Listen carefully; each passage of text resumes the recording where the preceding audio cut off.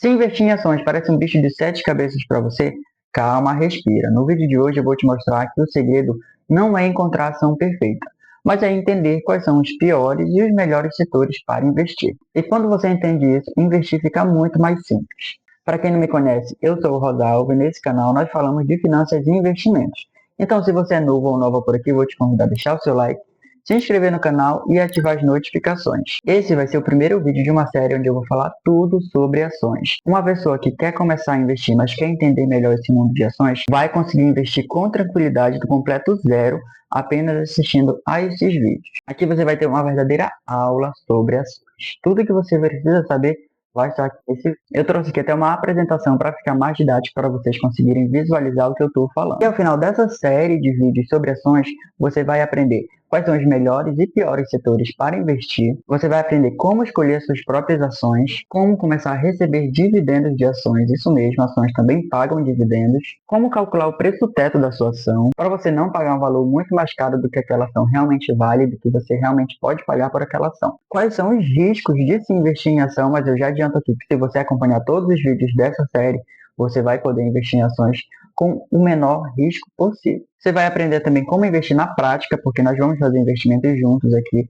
em ações. E também vai aprender como acompanhar os seus investimentos e ter controle aí da sua carteira. Para o vídeo de hoje, nós vamos ficar aqui nesses melhores e piores setores de ações para investir. E assim, investir em ações pode ser um baita negócio para você, desde que você escolha as melhores ações. Para isso, você precisa saber como escolher essas ações, porque não adianta você sair copiando aí ações de investidor A, investidor B, por melhores que eles sejam, aquelas ações fazem sentido para eles. Você precisa aprender a escolher as melhores ações aí para colocar na sua carteira. Então, como essa é uma série de vídeos de ações, desde o zero até o avançado, nós precisamos entender que ações fazem parte aí da renda variável e que elas são diferentes dos fundos imobiliários.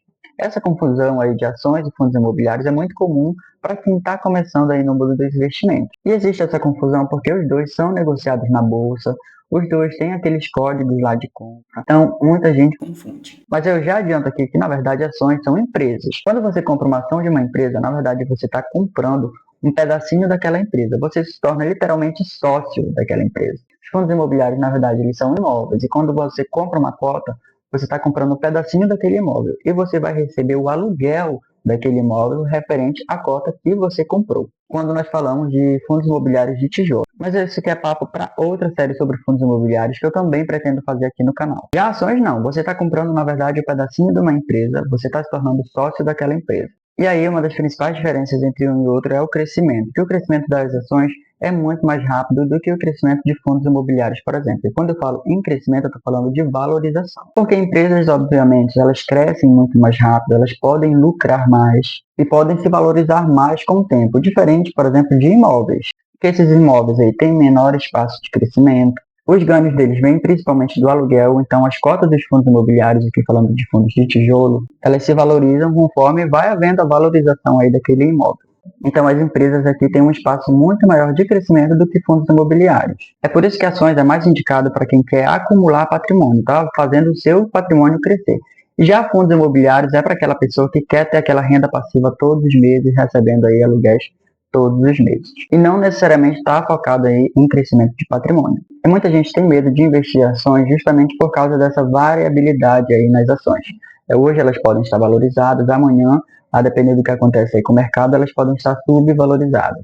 Agora, se você escolher os melhores setores, esse risco cai bastante. Mas para diminuir esse risco aí, você precisa olhar para aqueles setores perenes, que são aqueles setores que perduram aí independente de crise. Então são aquelas empresas aí que duram por décadas, 50, 80, 100 anos. Um grande exemplo disso é o próprio Banco do Brasil. Ele foi criado aqui em 12 de outubro de 1808, ou seja, ele tem 217 anos. E ele existe na Bolsa desde 1906. Então, desde lá até agora, essa empresa existe e sempre trazendo bons resultados. Então, são para essas empresas que você precisa olhar, empresas com consistência, para colocar o seu dinheiro. Você não vai pegar o seu dinheiro e colocar em qualquer ação, em qualquer empresa. Então, quando você for escolher a sua ação, você dá uma olhada nessa empresa, vê se ela já tem um bom histórico, para assim você colocar o seu dinheiro nessa ação. Então, quais são as empresas que você deve estar de olho?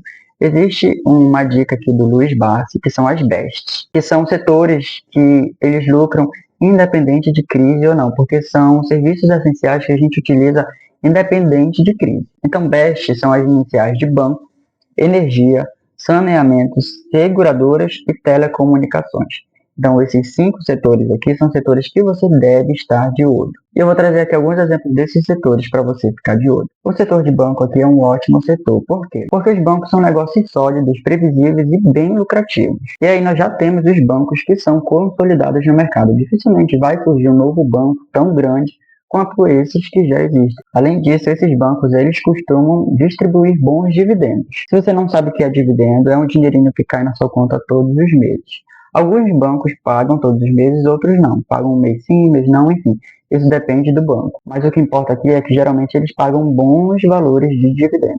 E aí, como exemplo, eu trouxe aqui o Banco do Brasil, Santander, Bradesco, Itaú. E de modo geral, são boas ações que você pode colocar aí na sua listinha de ações que você deve estudar. Além disso, bancos, mesmo em crise, eles continuam lucrando muito, porque por mais que haja crise, a gente continua tendo a nossa conta no banco, fazendo pagamentos. Por isso que eles continuam aí lucrativos mesmo em momentos de crise. Falando em serviços essenciais em tempo de crise, a gente não pode deixar de citar o setor de energia, né?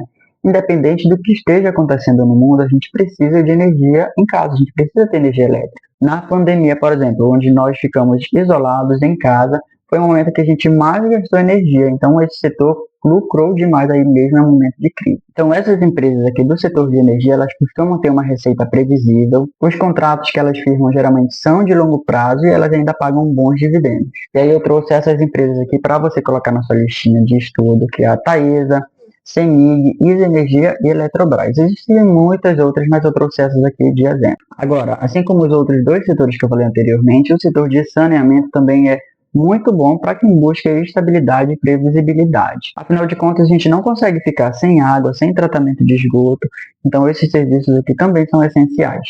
Essas empresas aqui costumam ter, sim, receita previsível, também contratos aí firmados de longo prazo, e como a gente sabe, há uma tendência aqui de privatização dessas empresas que ainda são estatais. Isso abre precedente para as empresas crescerem ainda mais. Então esse setor é um setor estável aí, e com possibilidade de crescimento aí a médio e longo prazo. Outro setor que você deve ficar de olho é o setor das seguradoras. Isso porque essas empresas elas não lucram só com o seguro em si, mas elas lucram também com aquele dinheiro que fica investido nela enquanto o cliente não aciona o seguro. Então, se você paga aquele seguro e não utiliza o seguro, logo aquele dinheiro que você investiu, essas seguradoras pegam o seu dinheiro, investem e ficam lucrando aí com o seu dinheiro. E esse é o setor aí que vem crescendo muito no Brasil de acordo com a educação financeira das pessoas, porque mais quem quer um seguro de vida, seguro de carro, um seguro saúde, enfim. Então eu trouxe algumas empresas aqui para você colocar na sua listinha, exemplo do Porto Seguro, BB Seguridade, Caixa Seguridade, enfim. Dê uma olhada nessas ações. O setor de telecomunicações são aquelas empresas que oferecem serviços de internet, telefonia, TV, enfim. E hoje em dia todo mundo está conectado, ninguém consegue viver mais sem internet. Sejam escolas, empresas, nós pessoas físicas, enfim, todo mundo está conectado e é um setor que vem só crescendo com o passar dos anos. A exemplo dessas empresas aqui eu trouxe a Vivo, TIM, Claro, que são empresas que oferecem esses serviços. O ponto positivo é que essas empresas costumam ter uma receita recorrente, porque nós pagamos mensalmente por esses serviços, né? Então, se a gente paga mensalmente, todo mês aquela empresa pode contar com aquele dinheiro. E em momentos de crise aqui, as pessoas não deixam de utilizar esse serviço. Agora que você já sabe quais empresas você deve focar, a gente vai falar aqui qual das empresas você deve passar longe, quais setores você deve evitar ao máximo. O primeiro setor são aqueles setores que dependem muito do ciclo econômico. Então, aqui, setores que só lucram quando a Selic está baixa, por exemplo, são setores que você deve manter distância. Aquelas empresas aí que são envolvidas, que foram envolvidas em escândalos de corrupção ou fraudes, são empresas, obviamente, que você deve se afastar, porque isso, com certeza, vai afetar as ações daquela empresa. E, por fim, aquelas empresas que dependem muito do dinheiro do cliente para trabalhar, para fazer a engrenagem da empresa funcionar. E eu trouxe 3 setores aqui para você ficar esperto e talvez evitar aí o máximo possível. O primeiro é o setor da construção civil. Esse setor depende demais da economia do país. Quando a economia vai bem, juros baixos, crédito fácil, as pessoas compram imóveis e as construtoras crescem. Mas quando a economia desacelera, os juros ficam altos, o crédito fica mais difícil, as pessoas deixam de comprar imóveis e essas empresas começam a desacelerar. E as empresas desse setor sofrem demais.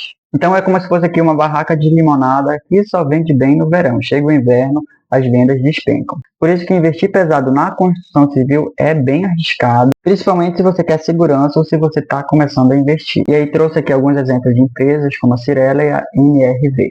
Já o varejo é aquele setor que inclui lojas de roupas, supermercado, shopping, e eles também são muito sensíveis à economia. Eles precisam de uma economia aquecida para estarem bem. E esse setor aqui costuma ser o queridinho de quem está começando a investir. Quem nunca pensou em investir nas ações da Magalu? Eu, quando iniciei, foi as primeiras ações que eu fiquei assim, de olho, né? E depois eu vi que era um péssimo negócio. Porque aqui, se a economia não estiver indo bem e o consumidor apertar o cinto, parar de consumir, a primeira coisa que ele corta são aquelas roupinhas que ele comprava a mais. É na compra do mês lá do mercado que a gente consegue fazer uma economia aí. Então, no exemplo prático aí, pense numa lojinha de roupas. Quando a economia está bem, as pessoas compram mais.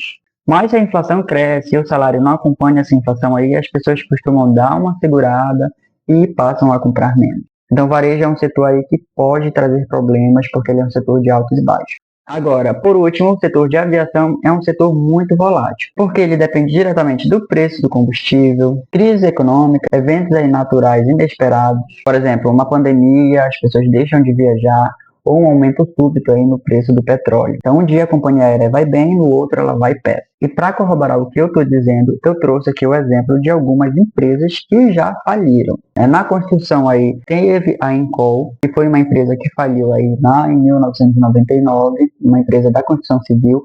Teve também a Odebrecht, que apesar dela não ter falido, ela estava envolvida em escândalos de corrupção, né? Vocês devem lembrar aí que foi bem recente. E hoje em dia ela atua com outro nome. Já no varejo teve a Arapuã, que foi um exemplo daquela crise do varejo que teve. O Ricardo Eletro, que precisou fechar as portas. E teve também as lojas americanas, que apesar de não terem falido, elas estavam envolvidas em um grande escândalo aí de fraude. E isso refletiu diretamente nas ações das empresas. Já do setor de aviação, eu trouxe aqui exemplos como a Varig, que foi uma grande empresa da aviação aí aqui do Brasil que faliu. A própria Avianca, né, que é mais recente aí, ela deixou de operar no Brasil em 2019. E mais recente ainda, a companhia Itapemirim, que fechou as portas aí por falência mais ou menos em 2021. Para corroborar o que eu estou falando, vamos dar uma olhada aqui nas ações das... Se a gente for olhar aqui o histórico dela de um ano, a gente vê que as ações despencaram. Estava valendo aí mais ou menos quase R$6 e hoje estão a 1,10. E se a gente vê o histórico máximo dela aí, a gente vê que ela despencou muito. Onde em 2017 estava valendo aqui R$23 e hoje está valendo um pouco mais de R$1. Vamos dar uma olhada aqui também nas ações da Magalu. Se a gente olhar aqui em um ano, a gente pode ter até um crescimento, né? Mas se a gente for olhar a longo prazo, 5 anos aqui, por exemplo, a gente vê também que as ações despencaram. Então são setores que você realmente deve ter cuidado. Se você está começando a investir, não são ações interessantes, então fique longe dessas ações. Agora, se vocês forem olhar as ações daquelas empresas perenes que eu mostrei para vocês, geralmente elas trazem resultados bons aqui a longo prazo. Vamos dar uma olhada aqui nas ações do Banco do Brasil. Esse código aqui que eu coloquei é o código de negociação da ação. Vou explicar para vocês como eles funcionam aqui no próximo vídeo. Mas se a gente olhar aqui no curto prazo, a gente vai ficar assustado, porque as ações estão caindo. No último mês, 6 meses, as ações do Banco do Brasil estão caindo. Então, se a gente for olhar aqui em um ano também, está em queda. Mas se a gente já for aqui para uma janela de 5 anos, ou o máximo histórico aqui, ó, a gente vê que essas ações, apesar de apresentarem também aqui altos e baixos, a gente vê que no longo prazo ela está sempre se valorizando. Agora ela está aqui em queda, mas já tiveram outros momentos de queda também. Isso é normal para ações. Como eu disse, é renda variável, então ela sobe e desce.